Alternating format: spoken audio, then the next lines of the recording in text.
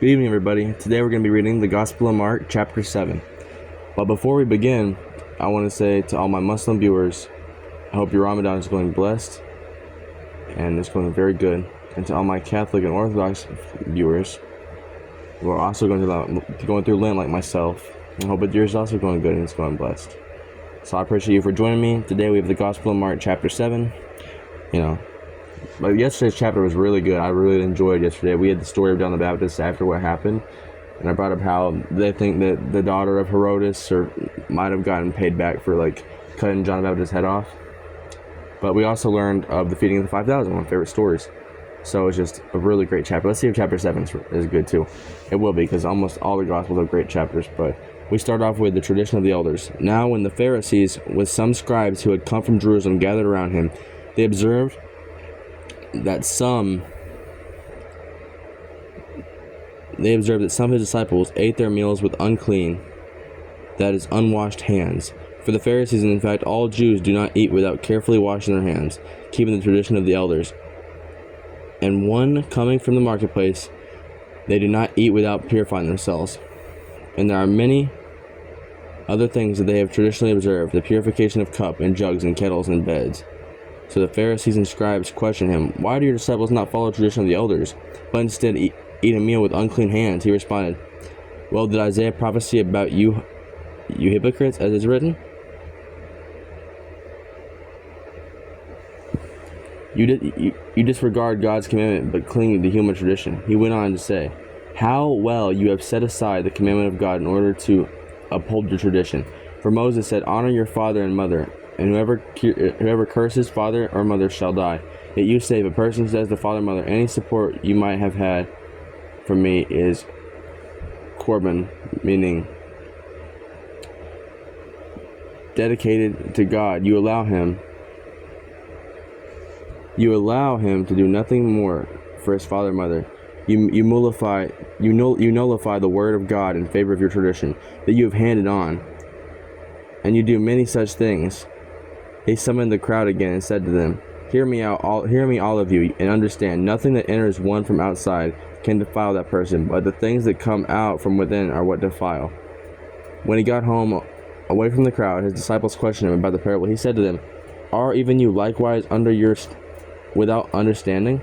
Do you not realize that everything that goes into a person from outside cannot defile, since it enters not the heart but the stomach, and passes out into the latrine?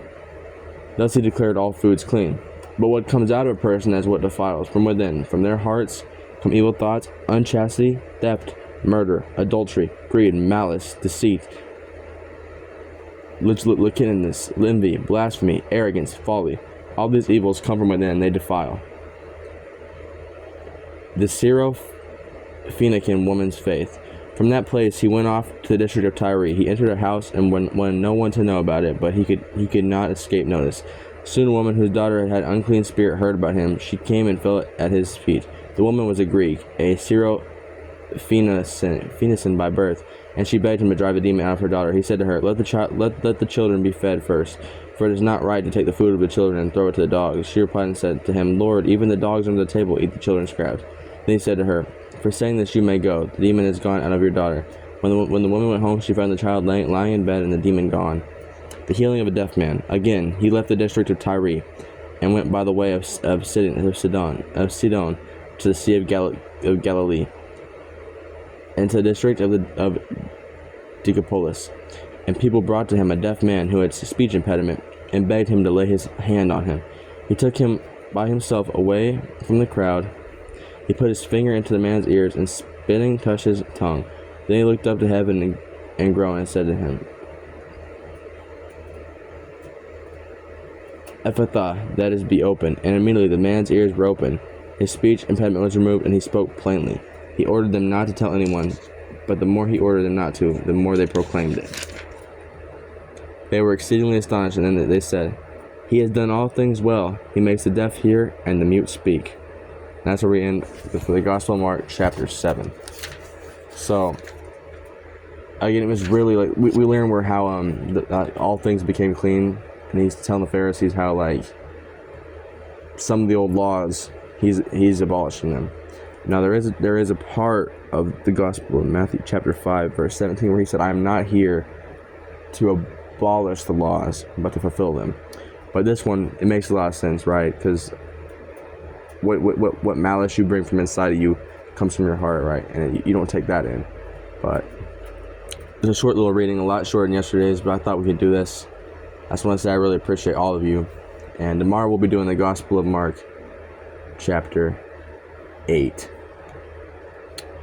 And, you know, as we went on, I think chapter 6 was really good.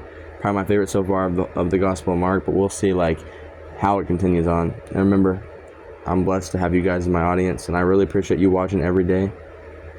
And remember, God is always with you. He loves you, and I love you. Everybody take care. I'll see you in the next episode.